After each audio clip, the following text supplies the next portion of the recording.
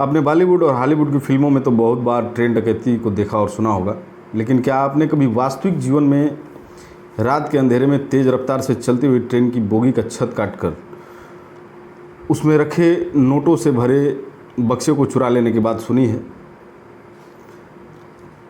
यदि नहीं सुनी है तो आज की ये सच्ची कहानी इसी घटना पर आधारित है, जिसमें चोरों ने रात के अंधेरे में चलती ट्रेन की बोगी का छत काटकर उसमें रखे भारतीय रिजर्व बैंक के 342 करोड़ रुपए पर धावा बोल दिया था, जो आज़ाद हिंदुस्तान के इतिहास का सबसे बड़ा ट्रेन डकैती था।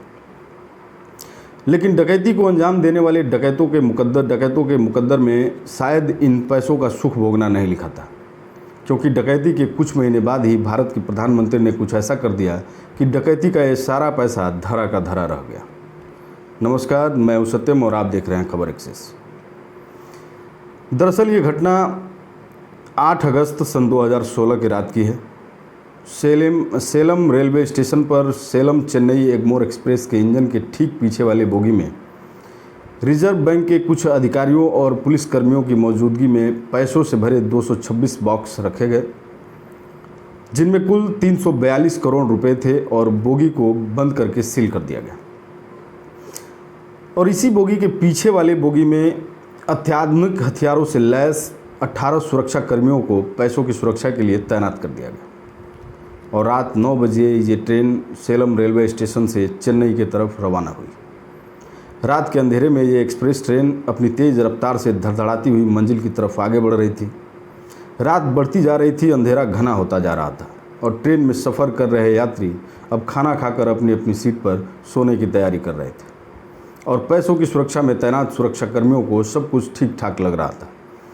लेकिन उन यात्रियों के बीच 4 लोग ऐसे भी थे जिनके दिमाग में एक बड़ी ट्रेन डकैती को अंजाम देने की योजना हलचल मचा रही थी। एक ऐसी डकैती जो उनके जीवन की सबसे बड़ी डकैती थी, जिसे अंजाम देने के बाद उनके जीवन में पैसों की कभी कोई कमी नहीं रह जाती और ना ही फिर कभी किसी और डकैती को अंजाम देने की ज़रूरत होती।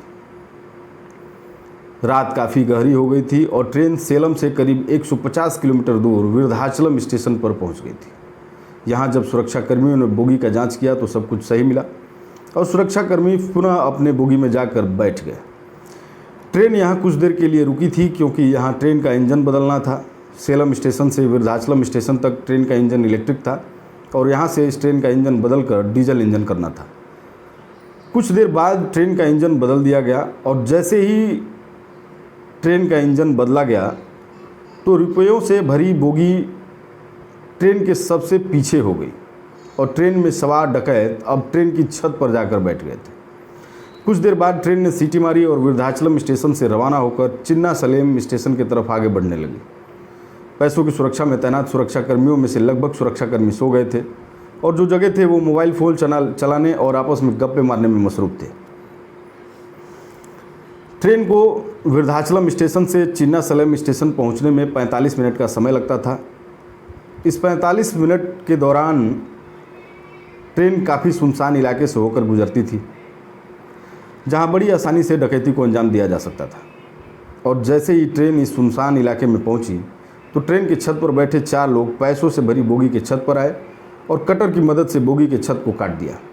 और इनमें से एक आदमी बोगी के अंदर घुस गया और बोगी में रखे 226 बॉक्स में से 4 बॉक्स को तोड़कर उसमें रखे लगभग 5 करोड़ 80 लाख रुपए को कपड़े में बांधकर छत पर बैठे अपने साथियों को पकड़ा दिया और फिर खुद भी अपने साथियों की मदद से बोगी के छत पर आ गया। इन डकैतों के 3 और भी साथी थे जो इनके द्वारा बताए गए जगह पर ट्रेन के गुजरने का इंतजार कर रहे थे। और जैसे ही ट्रेन उस जगह से गुजरी तो छत पर बैठे इन डकैतों ने पैसों की गठरी को छत से नीचे फेंक दिया और इनके साथी उस पैसे को लेकर वहाँ से फरार हो गए। ट्रेन जब चिन्ना सलेम स्टेशन के करीब पहुंची तो ट्रेन की रफ्तार धीमी हुई और ट्रेन की छत पर बैठे 4 डकैत भी कूदकर फरार हो गए। अगले दिन सुबह ट्रेन चेन्नई पहुंची और उसके बाद ट्रेन को यार्ड में भेजा गया, जहां आरबीआई के अधिकारी पैसों को लेने के लिए आए और बोगी का दरवाज़ा खोला गया। जब बोगी का दरवाज़ा खोला गया तो देखा गया कि बोगी के छत को काट दिया गया है और पैसों से भरे बॉक्स खुले हुए हैं, जिसमें से एक बॉक्स का सारा पैसा गायब है और दूसरे बॉक्स का आधा पैसा और कुछ नोट बिखरे पड़े थे। घटना की जानकारी होने के बाद अधिकारियों के होश उड़ गए और स्टेशन पर अफरा तफरी मच गई। बाद में आरपीएफ ने रिपोर्ट दर्ज किया और जीआरपी की मदद लेकर जांच करना शुरू कर दिया। महीनों तक जांच चली लेकिन कोई सुराग हाथ नहीं लगा और बाद में केस सीआईडी को सौंप दिया गया। सीआईडी ने भी अपना हाथ आजमाया और हज़ारों लोगों से पूछताछ की और घटना के दिन ट्रेन में सफ़र कर रहे यात्रियों के रिकॉर्ड भी खंगाले, लेकिन फिर भी कोई सुराग सीआईडी के हाथ भी नहीं लगा।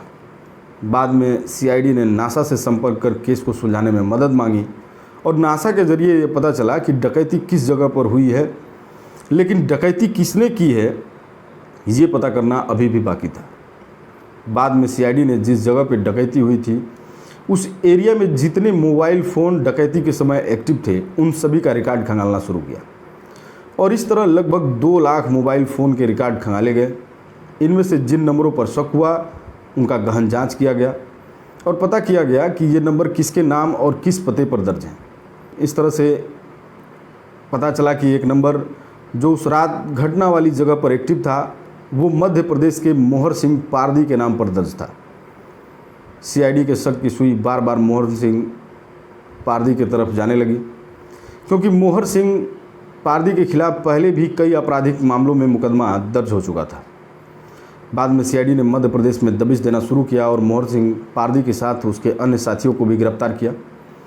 सीआईडी के पूछताछ में मोहर सिंह पारदी ने डकैती की घटना को अपने साथियों के साथ मिलकर अंजाम देने की बात को स्वीकार किया और जब सीआईडी ने मोहर सिंह से पूछा कि पैसे कहाँ रखे हैं तो उसने बताया कि कुछ पैसे तो उन्होंने खर्च कर दिए हैं और कुछ पानी में बहा दिए हैं और कुछ को जला दिए हैं, क्योंकि डकैती के महज 3 महीने बाद ही 8 नवंबर सन 2016 को भारत के प्रधानमंत्री नरेंद्र मोदी ने नोटबंदी का ऐलान कर दिया था, जिसके बाद 500 और 1000 रुपये के नोट चलन के बाहर हो गए थे और डकैती में लूटे गए पैसों का अब कोई मतलब नहीं था। आज़ाद हिंदुस्तान के इस सबसे बड़े ट्रेन डकैती का पर्दाफाश पूरे 2 साल बाद यानी कि 30 अगस्त सन 2018 को हुआ और डकैतों को जेल भेज दिया गया। आज के लिए इतना ही, फिर मिलते हैं एक नए वीडियो में, तब तक के लिए नमस्कार।